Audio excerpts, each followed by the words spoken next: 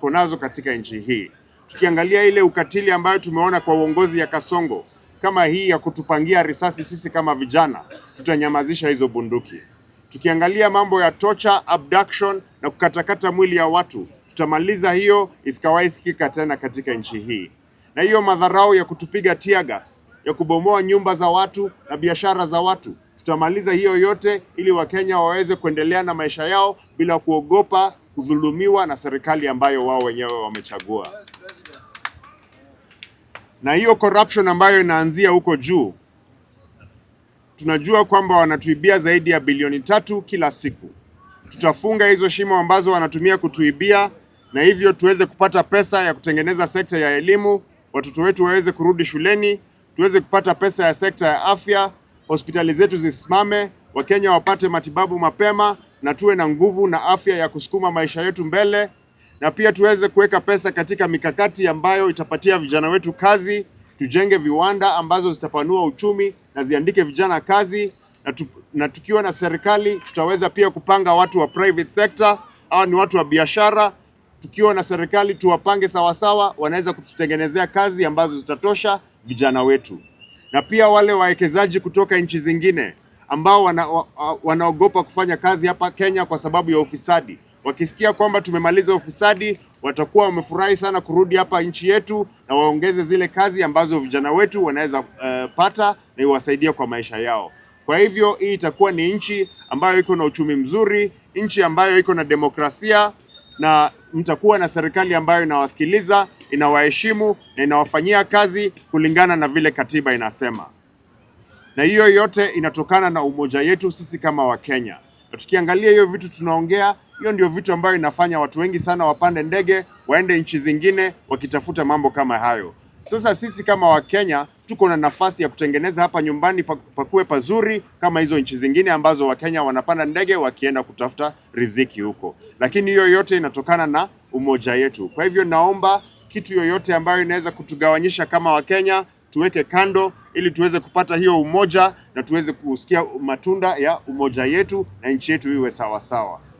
So hiyo ndio mimi ningependa kusema tutafanya, na pia tutapatia wananchi nafasi ya kuamua ile mambo ambayo inaendelea katika nchi hii. Ukiangalia vile Kasongo anaendesha nchi kama dikteta.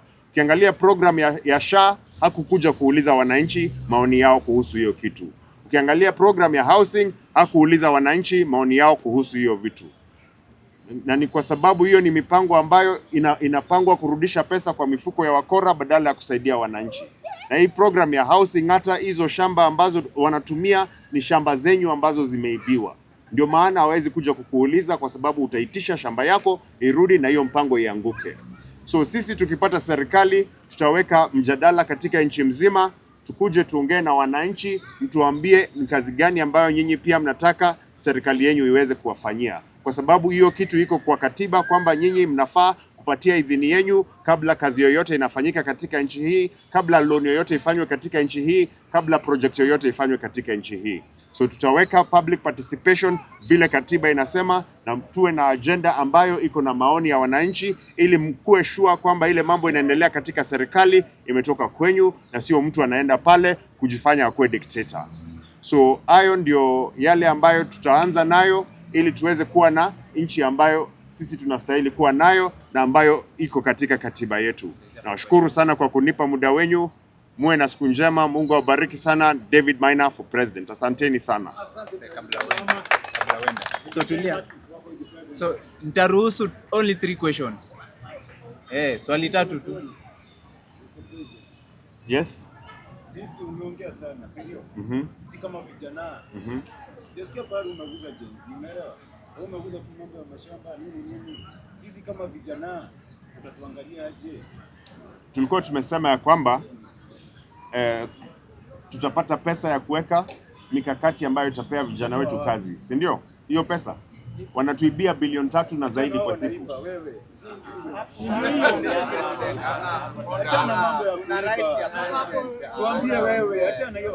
So kama pesa za Kenya ziko hapa, na zikiingia mtu anatoa bilioni 3 kila siku tukimsimamisha kutoa hiyo bilioni 3, si kuna zile pesa zitabakia hapa. So hizo ambazo zinabakia hapa ndio tunasema tutatumia kwa afya, kwa elimu na pia kwa mikakati ambayo tutapea vijana kazi. Tumesema tutaweka viwanda, tutasikizana na watu wa private sector waongeze kazi kwa kupanua biashara zao, na pia wale wawekezaji ambao watatoka nchi zingine wakuje hapa wakisikia hakuna corruption, wataweka viwanda ambazo pia zitaongeza kazi za vijana. Na hizo mimi nikiona vile tukicombine hiyo yote, naona kwamba hizo kazi zitatutosha sisi kama vijana.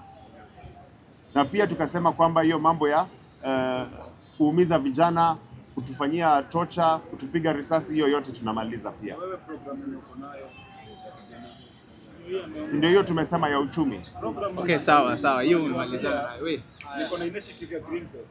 Nitaweka vijana 1000. nakupea ya mwisho. Acha na hii mambo ya kuibiwa. Sawa. Zinaibiwa kila siku hata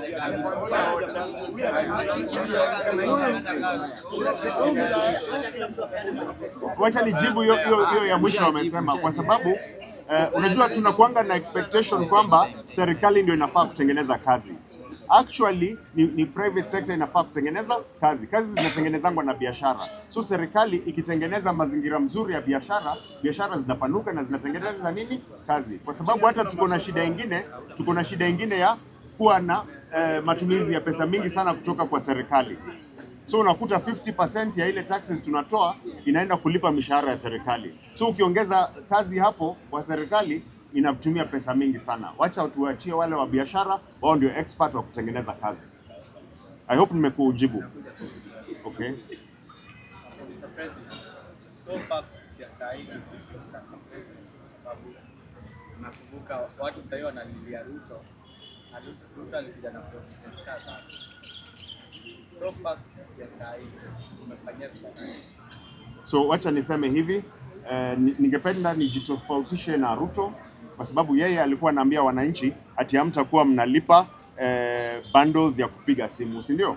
Vitu ambayo haiko hapa ama pale. Anaambia watu ati hawatakuwa wananunua diapers tena, ati hata pads ya wanawake haitakuwa inanunuliwa, si ndio? So hizo ndio ile vitu yeye anasema.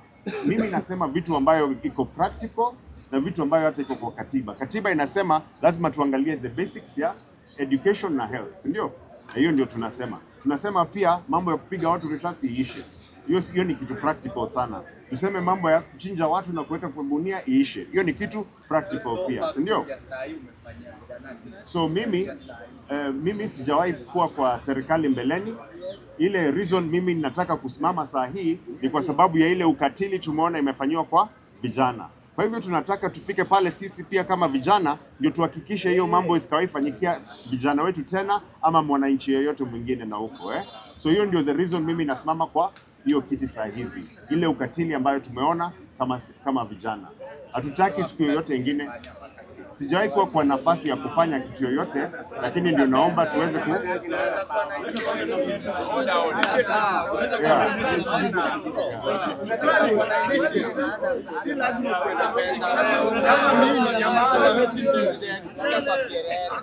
kama mimi for example sasa niko na system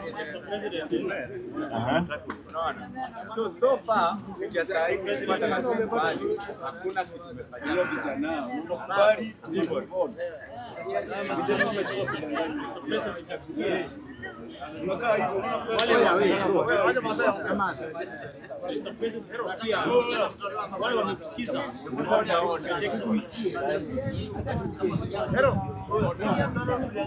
wale tumesikiza take point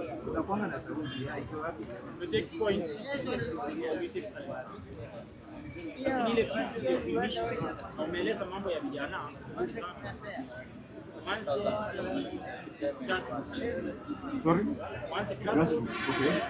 na urejeste chama na wanasemanga wasungu dihala uingie na hao kigogo wengine ama uende kisi yako ujuse kwa wakati ndio tujue Mr. Maina anasimama na jamaa ya vijana kama hivi because any politician who anaeleza hivyo but we want you to prove that you are serious and then he asks This round we are not going to just see people as money. We are going to vote the real change. Tunataka kuangalia sana. So waanze mapema, sisi vijana tutaangalia kila mtu na tutaangalia manifesto ya kila mtu.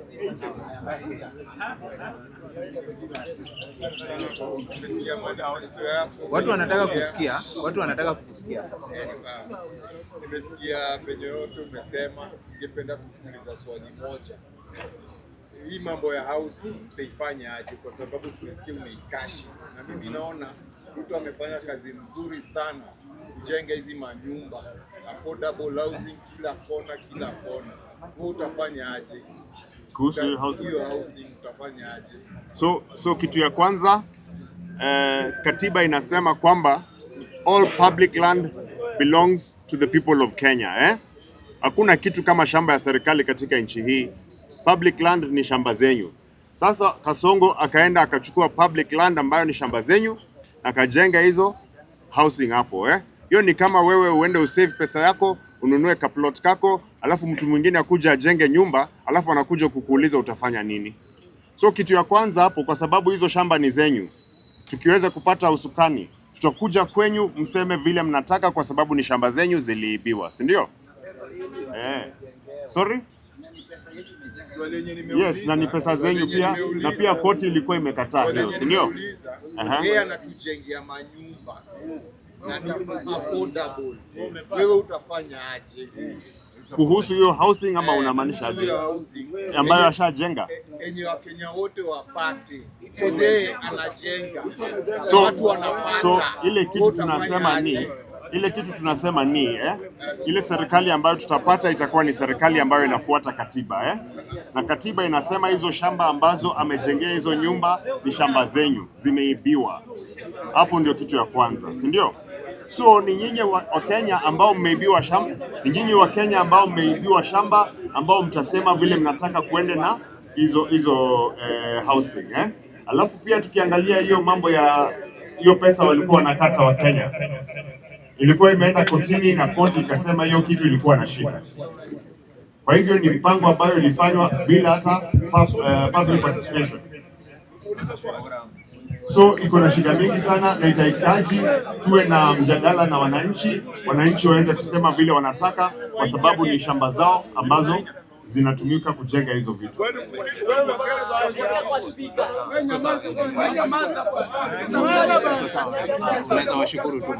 Haya, nawashukuru sana kwa kunipatia muda wenu. Endelee kuwa na siku njema. Mungu awabariki sana. David Maina for president. Naomba support yenu tuweze kubadilisha hii nchi yetu pamoja. Asanteni sana. Asanteni sana.